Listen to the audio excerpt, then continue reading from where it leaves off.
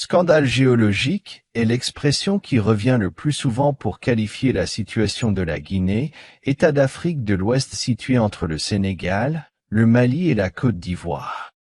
On entend par là le paradoxe d'une population majoritairement, 55%, pauvre, vivant dans un pays riche en ressources minérales, et pourtant membre des pays les moins avancés, PMA. Il est d'ailleurs classé, dans le dernier rapport du Programme des Nations Unies pour le Développement, PNUD, 183e sur 188 pays selon l'indice de développement humain. Le sous-sol guinéen contient en effet les plus grands gisements de bauxite du monde, d'importantes réserves de fer, d'or, de diamants, ainsi que de considérables potentialités pour l'exploitation du zinc, du cobalt, du nickel et de l'uranium. Le secteur minier, moteur de la croissance, assurant jusqu'à 25% des recettes publiques, est l'objet de nombreux calculs et d'intenses convoitises. Avec une vingtaine de mégaprojets prévus et le récent accord de 20 milliards de dollars avec la Chine, il devrait d'ailleurs connaître un essor considérable dans les années à venir. Mais le développement minier en Guinée suscite autant d'attentes que de problèmes et de défis. L'essentiel de l'exploitation minière est destiné à l'exportation, dont elle représente jusqu'à 90% des recettes totales. Cela crée un double problème de dépendance et de concentration. La Guinée est ainsi très dépendante de l'exportation de quelques matières premières, dont les prix fluctuent grandement sur le marché mondial au risque de provoquer une gestion des ressources publiques en dents de scie, et sur lesquelles elle n'exerce pratiquement aucun contrôle.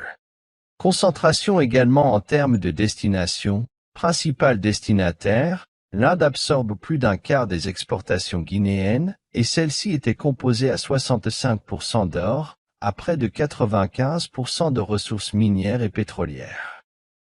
À l'instar des pays riches en ressources naturelles, la Guinée est également engagée dans un rapport asymétrique et dépendant avec la Chine, principale source de ses importations. Les exportations vers le géant asiatique sont composées à 99% de bauxite. Deux défis majeurs en ressortent, la diversification économique et la durabilité. Par nature, l'extraction minière n'est pas une activité durable.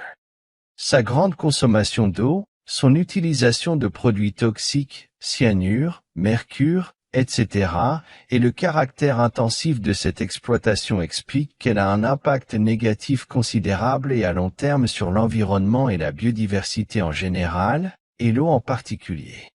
L'activité minière artisanale soulève, à son échelle, le même type d'impact. L'orpaillage, une pratique traditionnelle, qui se développe essentiellement en Haute-Guinée et le diaminage, surtout dans le centre et l'est du pays.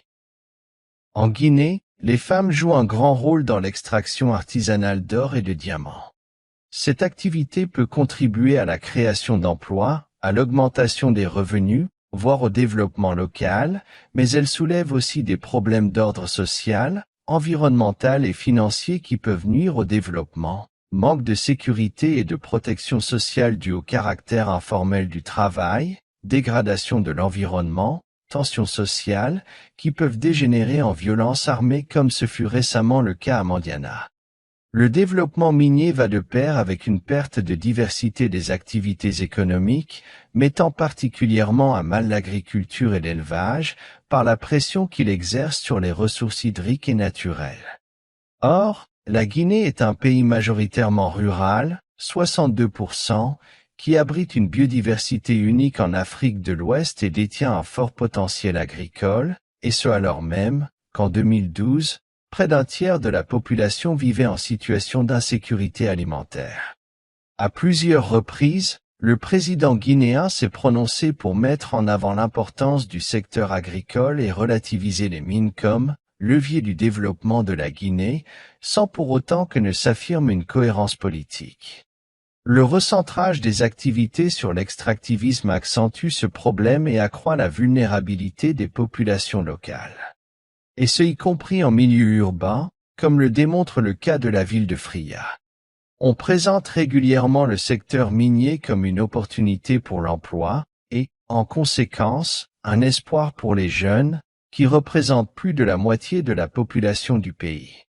D'aucuns affirment que le secteur minier serait le second employeur après la fonction publique.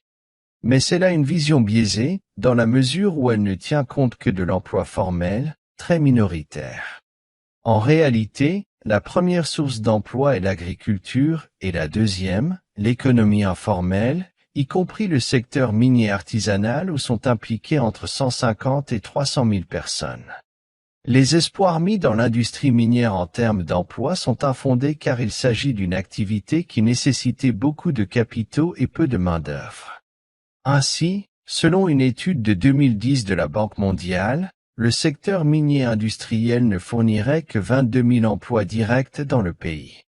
L'impact du secteur minier est donc cumulatif et intense, mais il se décline différemment, en fonction de la position occupée au sein de la famille et de la société, et de l'accès aux revenus et aux ressources.